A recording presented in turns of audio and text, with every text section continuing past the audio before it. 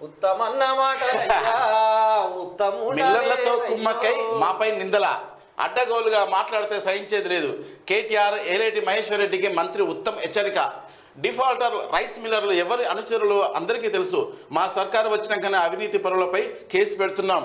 మేము సన్న బియ్యం కొనలేదు, అప్పుడే స్కామ్ జరిగిందా? ఫ్యాట్ లిఫ్ట్ అయిందే 200 కోట్లు. 1000 కోట్ల స్కామ్ ఎట్లా జరిగింది?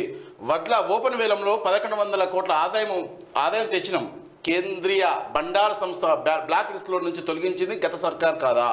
42 రూపాయల కిలో సన్నబియ్యం ఎక్కడ దొరుకుతున్నాయి? కేటీఆర్ మహేశ్వర్ రెడ్డి ఇస్తే కొనేందుకు తాము రెడీ అని సవాల్ విసురును. కంపెనీలపై దుష్ప్రచారం చేస్తూ ఊరుకోబామని మంత్రి శ్రీధర్ బాబు అంటుండు. అంటే వాస్తవానికి ఇదంతా ఏలేటి మహేశ్వర్ రెడ్డి పెట్టినది. పుల్ల కాదు, కరెక్ట్ టైంలో తీసుకొచ్చాడు. ఎందుకంటే రాజకీయం ఆయన అన్నాడే ఆ మాట. ఈయన అన్నాడు కావాలని నా మీద ఎలిగేషన్ దేనికి ఏలేటి అని చేసే పని అని ఈయన అన్నాడు. రాజకీయం అనేది ఏలేటి మహేశ్వర్ రెడ్డి అన్న ఏం చేసిందంటే తన చుట్టూ తిప్పించుకున్నాడు. ఒకప్పుడు కేసీఆర్ ఏం చేసేది, ఒక పదం పలుకుతే దాని చుట్టూ తిరిగేది. ఇప్పుడు మన రేవంత్ రెడ్డి అన్న 500 చుట్టూ తిప్పించాడు, కాసేపు రాజ్యాంగం చుట్టూ తిప్పించాడు. ఇప్పుడు ఇతను ఏం చేశాడు, సన్న బియ్యం పీడిఎస్ ఇట్లా అంటే ప్రతిపక్ష ఒక సమస్యను సృష్టిస్తే దాని చుట్టూ తిరగాలి వీళ్ళు. ఇప్పుడు సమాధానం చెప్పుకునే పరిస్థితి వచ్చింది. అవును, అట్లా రావాలి రాజకీయం అంటే అది. ఇప్పుడు కానీ ఇది మంచిగా జరుగుతుంది, రసవత్తరంగా జరగాలి. ఇంకోటి ఇలా ఎవరు పైసలు ఎత్తుకపోయారు, ఎవరు తిన్నారు ఏందనేది కూడా బయటపడాలి. ఒకప్పుడు కేసీఆర్ కూడా మీటింగ్ లో కూర్చున్నప్పుడు రాహుల్ పేరు ఎత్తే రాహుల్ పేరు జర్నలిస్ట్ రాహుల్ పేరు అంతే ఆయన చుట్టూ తిప్పేది రాజకీయం. ఇప్పుడు కూడా ప్రతిపక్షాలు ఏదన్నా నిజంగానా ఇప్పుడు ఈ 800 కోట్లు ఎటువైనాయి ఫస్ట్ చెప్పలే. 800 కోట్లు వేణుగోపాల్కి 500 కోట్లు ఇచ్చి 300 కోట్లు తీసుకున్నాడు అని చెప్పి కరెక్ట్. ఇది బయట పడాలి.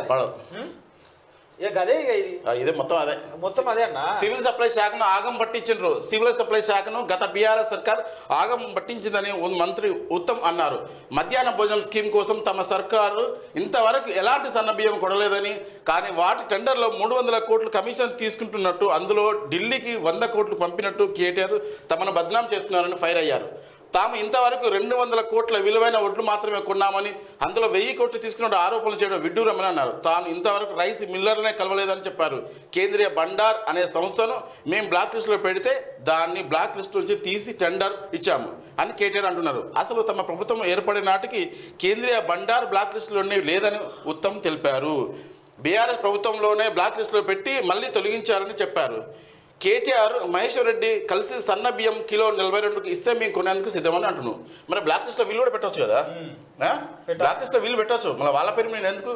వాస్తవానికి ఆగమాగం చేసింది కేటీఆర్ వాళ్ళు. ఎందుకంటే కనీసం రేషన్ కార్డు కూడా ఇంతవరకు ఇవ్వలేదు. 10 సంవత్సరాల కంచెలు 10 ఏళ్ళ నుంచి రేషన్ కార్డు ఇవ్వలేదు. 10 ఏళ్ళ నుంచి చెప్పేటి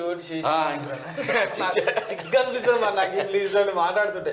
గేమింగ్ జోన్ లో ప్రమాదం 33 చేరిన మృతుల సంఖ్య. రాజ్కోట్లోని గేమింగ్ జోన్ లో జరిగిన అగ్ని ప్రమాదంలో మృతుల సంఖ్య 33 చేరింది. వారిలో 9 మంది పిల్లలు ఉన్నారు. అగ్ని ప్రమాదం ఘటనని గుజరాత్ హైకోర్టు సుమోటోగా తీసుకుంది. మంచిగా తీసుకుంది. గుట్కా పాన్ మసాలాపై రాష్ట్రంలో నిషేధం. పొగాకు నికోటిన్ కలిగిన గుట్కా పాన్ మసాలా తయారీ, నిల్వ, సరఫరా, రవాణా, అమ్మకంపై రాష్ట్ర ప్రభుత్వం నిషేధం విధించింది. నిబంధన అతిక్రమించి గుట్కా తయారు చేసిన, నిల్వ ఉంచిన, విక్రయించిన కఠిన చర్యలు తప్పవని హెచ్చరించింది. ఇది పేపర్ వర్క్ అమల్లోకి గుట్కా వద్దనేది ఎన్ని రోజులు ఇక చూడాల్సింది. వాళ్ళు అంటారు, వాళ్ళు కంపెనీ తయారు చేస్తే తింటాడు, పోయేది పోతూనే ఉంటది. చదువుకునేటోళ్ళు చదువుకుంటాడు. కంపెనీలో తయారు చేసే కంపెనీలు దొరకడం ఎంతసేపు వాళ్ళకు మరి తెలియదా? మ్యానుఫ్యాక్చరింగ్ కి పర్మిషన్ ఇచ్చింది, ట్రేడ్ లైసెన్స్ ఇచ్చింది, ఎవరు ఏంది అనేది తెలియదా? మేము పర్మిషన్ ఇవ్వలేదు అన్న కూడా. ఇప్పుడు ఎవరు అమ్ముతారో తెలుసు, తినేవాళ్ళు తెలుసు. మళ్ళీ వాళ్ళ చైన్ పట్టుకుంటే ఊరిలో చిన్న చిన్న పాండ పొలాలు దొరుకుతాయి. గుట్కా అవన్నీ ఎవరు ఆపుతారే అని. గుట్కాలని ఆపలేకపోతే వీళ్ళు గంజాయిని ఆపగలుగుతారా? ఇక పూర్తి స్థాయిలో అమలు చేస్తే మన రాష్ట్రం బాగుపడ్డే. ఎందుకంటే చిల్లరగా శుభ్రంగా ఉంటుంది నా రోడ్డు. ఏడ పడతాడు చూస్తే కొడుకు. బస్ స్టాప్లు, హాస్పిటల్ కదా నమ్మరు వేసినట్టుగా లప్ప లప్ప లప్ప లప్ప నమ్మలాలే ఉంచుతారు కొడుకులు. మెయిన్ హాస్పిటల్ కాడ గలీజ్ ఉంటుంది. వీళ్ళు ఇళ్ళలో పోయి ఎట్లుంటారే మై కొడుకులు నమిలి నిజంగా. ఇట్లంతా ఒకటే కంప కూరల్ని ఇంకా ముద్దాడతారు, చిన్నపిల్లల్ని ముద్దాడతారు. వాళ్ళకు నీ యాసిడ్ పోసి కడగాలి కొడుకులు. అది యాసిడే పోసి కడగాలి ఇల్లగా అయితే.